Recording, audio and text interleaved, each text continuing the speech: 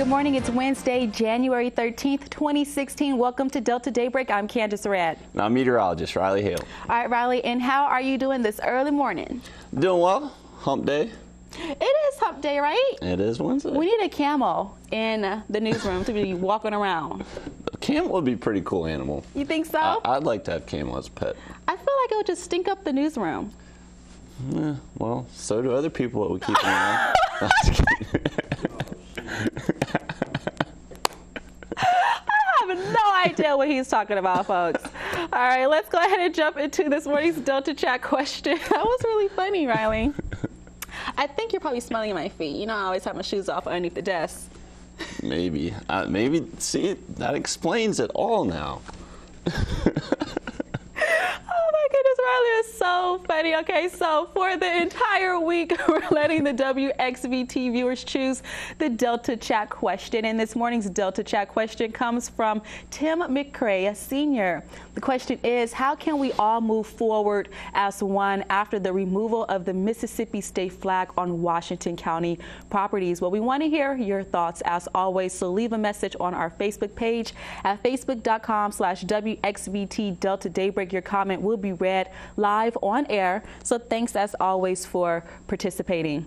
All right, thanks, Riley. It's time to jump into your top local news stories. Hollandale police are investigating after a man is shot in the head. The incident happened Monday morning at a home in the 700 block of Rosenwald Street. Police say they found the body of 27-year-old Courtney Williams on the bedroom floor. As Denise Turner reports, the victim's family is mourning the loss of a loved one.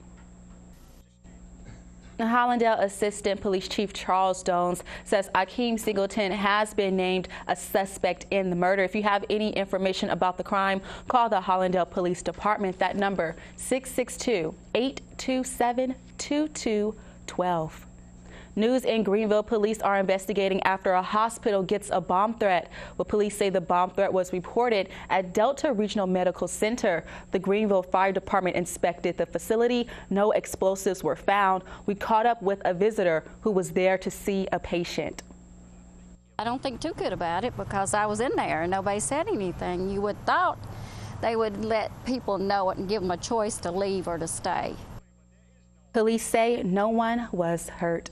In Indianola, a former nurse is in trouble with the law after he allegedly obtained patients' drugs illegally. Well, 34-year-old Samuel Henderson has been indicted on 3 felony counts of obtaining a controlled substance by fraud. Each count carries up to 5 years in jail and a $1,000 fine. Well, Henderson has been released from the Sunflower County Jail after posting a $10,000 bond. Henderson is a former nurse at Sunflower County Hospital. And news in Indianola, parents are on high alert after a Gentry High School student is stabbed. Well, WXVT spoke with Adoris Turner. He's the public relations specialist at Sunflower County Consolidated School District. Turner says the incident happened Friday afternoon off campus. 2 16-year-old girls allegedly got into a fight. One student was stabbed multiple times. The victim is in stable condition at a hospital in Jackson. Turner says the school district has been focused on promoting positive programs to help combat poor behavior. You see something, say something, or if you hear something, say something. And we want to extend that to the community. You know, when we're able to get the information early that something may have occurred, it allows us to intervene and to get the parties that may be involved together and try to use some conflict resolution skills to end it, you know, without any type of physical confrontations.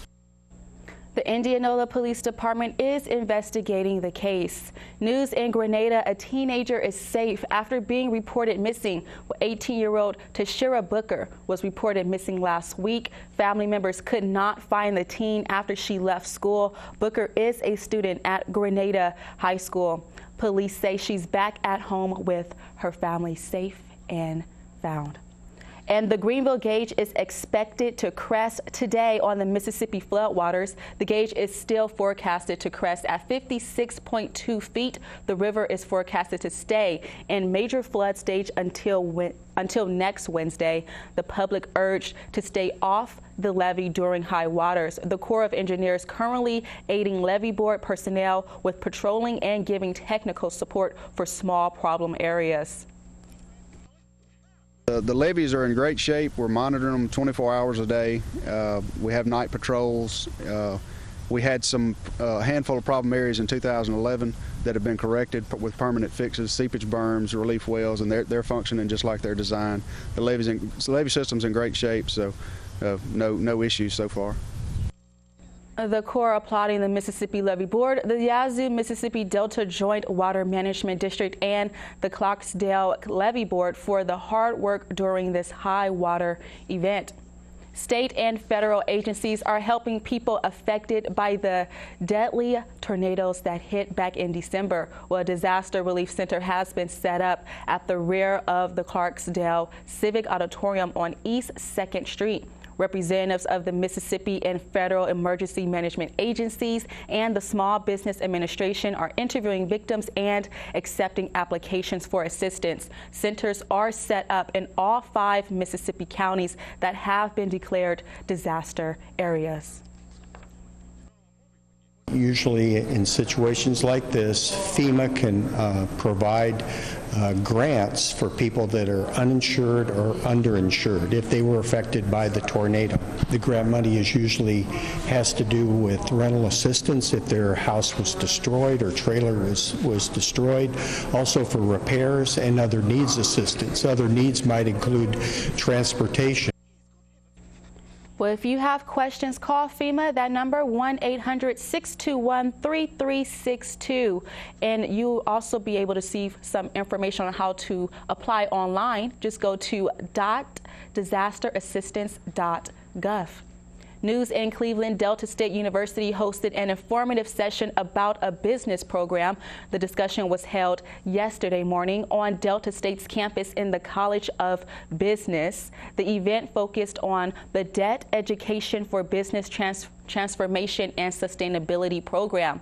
The mission of the program is to provide debt management training to entrepreneurs in Bolivar, Washington, Sunflower, and Coahoma counties. Well, during the discussion yesterday, representatives from the USDA Rural Development highlighted program initiatives. We need to help grow business. You have a lot of opportunity to grow a bunch of business, and as getting to work with the United States Department of Agriculture's Rural Business Cooperative Service, that's what we get to do.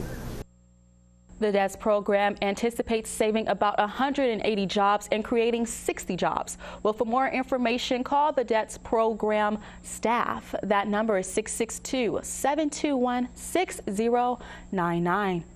And Mississippi Governor Phil Bryant has been inaugurated for his second and final term. The 61-year-old Republican took his oath of office Tuesday on the south steps of the state capitol, where Bryant was reelected by a large margin in November over Democrat Robert Gray, and that was a long-haul trucker who ran a low-budget campaign.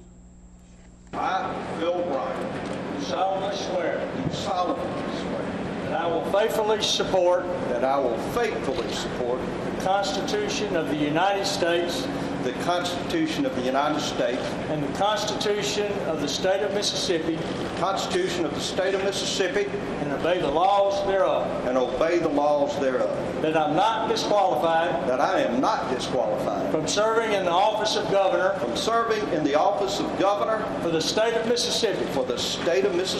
That I will faithfully discharge the duties of the office I'm about to enter.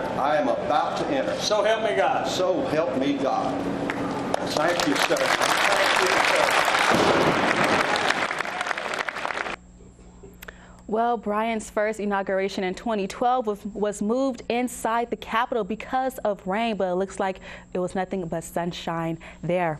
Greenville Mayor Eric Simmons is opening up about his first week in office. In a one-on-one interview with WXVT, Simmons says he has spent a lot of time focusing on several areas, and that includes economic development, public safety, and education. Well, right now, the mayor is keeping an eye on the mighty Mississippi. Simmons says he's working with local and state officials to make sure Greenville residents remain safe. The very first thing we began to do is talk to the Corps of Engineers and the levee board regarding the rising water of the Mississippi River. On Friday, I joined Mississippi Rivers and Towns mayors with the Mississippi Rivers and Towns initiative regarding the rising water. We had a press conference in Vicksburg, and I was there with Mayor George Flaggs and some other port city mayors in Louisiana and other states. Simmons says during his 4-year term, he wants residents to work as one so Greenville can become the united city we all deserve. It's time for your Today in History. On January 13th, back in 1999, NBA superstar Michael Jordan retires for a second time. Well, Jordan of the Chicago Bulls announced his second retirement in front of a crowd at Chicago's United Center. He later retired for the third and final time on April 16th in 2003. Well, Jordan, as we all know, he's pretty much so widely considered to have been the greatest player in the history of the sport. Riley, the greatest player in the history of the sport? Is that true?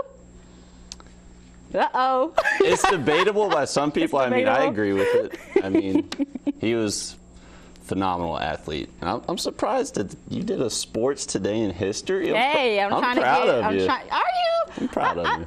And that's exactly what I try to make sure that I get done, to make sure Riley is proud of me.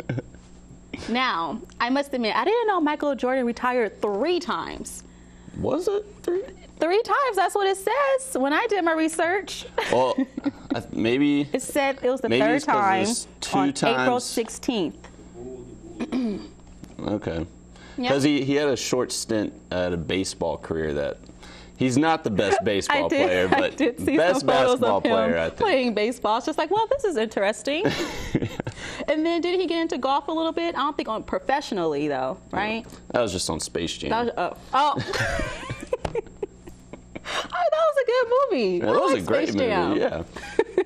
All right, well, let's move away from the sports talk and get into your weather. What can we expect, Riley? So moving on to your top national news story, President Obama travels to Omaha and Baton Rouge one day after touting his presidential achievements and striking an optimistic tone for the future in his State of the Union address. Well, while many Democrats characterized the speech as inspirational, some Republicans criticized the speech as being light on the issues.